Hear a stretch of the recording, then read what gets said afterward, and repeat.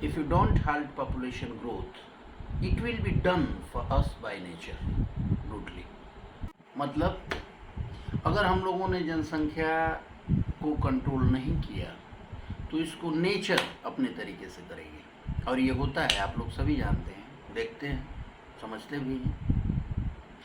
तो नेचर से ना हो, हम लोग करें।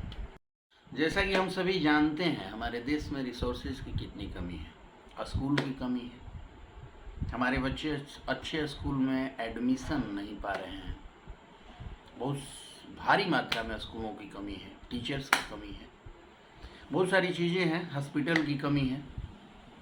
इन सभी चीज़ों को हम लोग जानेंगे बारी बारी से। ओके, हम इस पूरे एनालिसिस को 3 तरीक़ों से समझेंगे।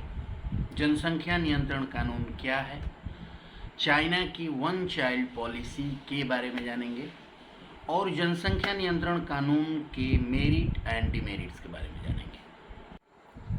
इस कानून को यूपी सरकार द्वारा ड्राफ्ट किया गया है। इसके तहत जन्म दर को 1.9 तक लाने का लक्ष्य रखा गया है। इसके तहत जिन लोगों को 2 से अधिक बच्चे हैं वो सरकार से मिलने वाली सब्सिडीज पर उनका कोई अधिकार नहीं होगा, वो चुनाव नहीं लड़ पाएंगे, और इनमें जिनके 2 या उससे कम बच्चे हैं उन्हें सरकार द्वारा 2 बार इंक्रीमेंट भी मिलेगा। जो महिलाएं इस नीति का पालन करेंगी उन्हें 12 माह की मैटरनिटी लीव मिलेगी, और उनके नेशनल पेंशन फंड में 3% अतिरिक्त राशि भी प्रदान की जाएगी। यूपी गवर्नमेंट द्वारा इस कानून को चलाए जाने का सबसे बड़ा कारण है यूपी की जनसंख्या, जो लगभग 24 करोड़ है। अगर देशों से इसकी तुलना की जाए तो विश्व का 4था जनसंख्या वाला देश होगा। अब हम आते हैं अपने दूसरे पॉइंट पे, China one child policy. China one child policy program Chinese central government द्वारा 1970 से 80 के दशक में शुरू किया गया था। इसका एक साधारण सा पर्पस था पॉपुलेशन ग्रोथ को कम करना। चाइना इस पॉलिसी के तहत अपने पॉपुलेशन ग्रोथ को काफ़ी हद तक कम कर लिया था,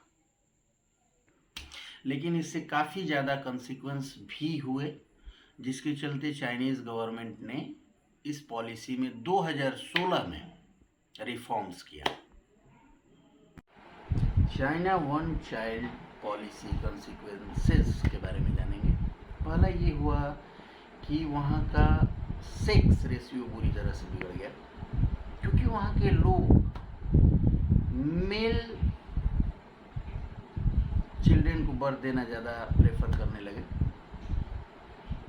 जिसके चलते वहाँ का सेक्स रेशियो 3:4 का हो गया। दूसरा सबसे बड़ा कंसिक्वेंस ये रहा, वहाँ एल्डर पीपल ज़्यादा हो गए, जिसके चलते एक कनकरेंट ड्रॉप देखा गया चाइल्ड बर्थ में।